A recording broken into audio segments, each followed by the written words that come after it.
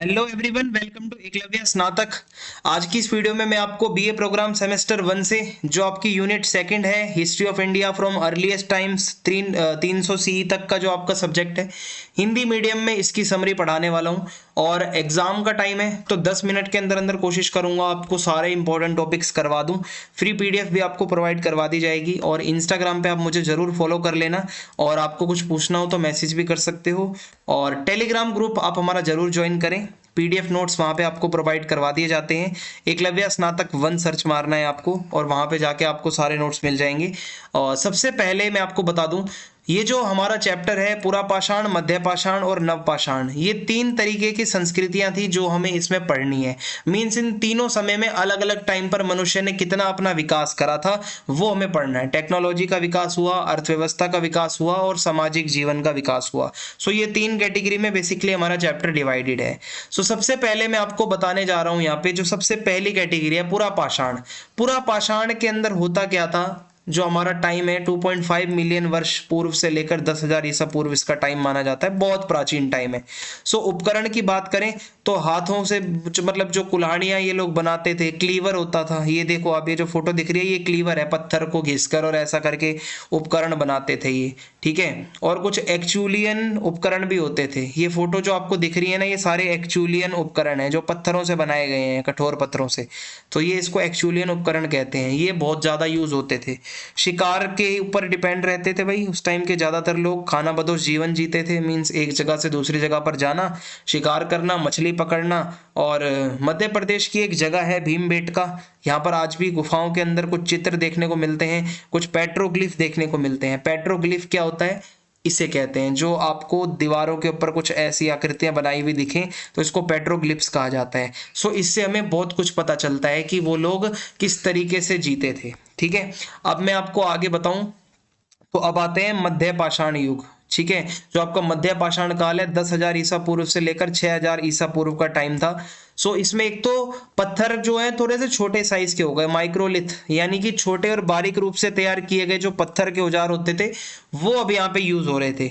और इसके अंदर होता क्या था कि मतलब जितना ज्यादा हो सके उनको शार्प बनाया जा रहा था और साइज छोटा किया जा रहा था पत्थरों का। तो ये उपकरण के बारे में हो जाएगा। यहाँ पे एक चीज नई ऐड हो जाती है कि ये लोग पशुओं को पालना शुरू कर देते हैं। मीन्स शिकारी संग्रह जो समाज था वो धीरे धीरे अब एक पशुपालन समाज की तरफ बढ़ रहा था। मीन्स कुत्तों को पालना, गधों को पालना, घोड़ों को पालना, तो धीरे धीरे ये जानवरों को पालना स्टार्ट हो चुका था। इस टाइम पे जीवन शैली में बदलाव आ रहा था। पहले वो लोग क्या है, स्थायी रूप से नहीं रहते थे, खाना बदोश जिंदगी जीते थे, इधर से उधर घूमते रहते थे। अब धीरे धीरे मध्य पाषाण काल आते आते लोगों ने एक जगह पर अर्ध स्थायी तौर पर रहना शुरू कर दिया। मीन्स कभी वो रहते थे वहां पर परमानेंट, कभी फिर थोड़ा दूसरी जगह चले जाते थे।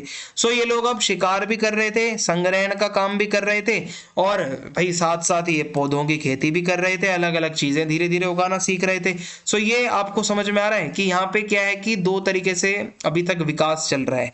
और इसमें बेसिकली आपको ये फोकस करना है कि आपके जो यहाँ पे टूल्स दिखाए जा रहे हैं कि कौन सा टूल है, टूल का नाम याद रखना है आपको, वो क्या काम करते थे ये याद रखना है, जीवन जीने का तरीका कैसा था उनका आपको ये याद रखना है।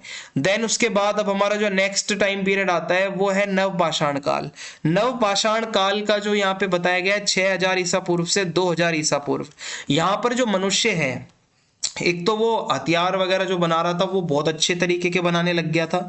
खेती के अंदर गेहूं, जौ, चावल, बाजरा, इन फसलों की खेती करना इंसानों ने सीख लिया था। मवेशी पालना सीख गया था इंसान, गाय, भेड़, बकरी, भैंस, ठीक है, ये सब जानवर अब इंसान पालने लगा था। कृषि पूरी तरीके से कर ही रहा था, जानवर भी पालने लगा था। इसके अलावा इंसानों ने मिट्टी के बर्तन बनाना भी शुरू कर दिए थे, सामानों को स्टोर करके रखना शुरू कर दिया था।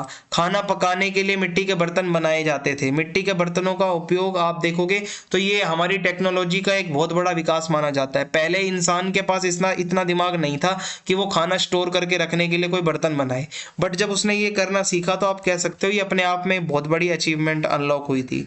फिर उसके उसके बाद आता है बसे हुए समुदाय। नवपाषाण युग के ज्यादातर जो लोग थे वो बसी हुई बस्तियों में रहते थे, स्थायी रूप से एक ही जगह पर एक गांव बनाकर रहने लगे थे। और सामाजिक संरचना और जटिल हो जाती है जब आप एक जगह पर रहते हो, आपका समाज फिर कैटेगरीज में डिवाइड हो जाता है, ठीक है। सो यहाँ से हमारी सामाजिक श्रेणियां बननी शुरू हुई थी।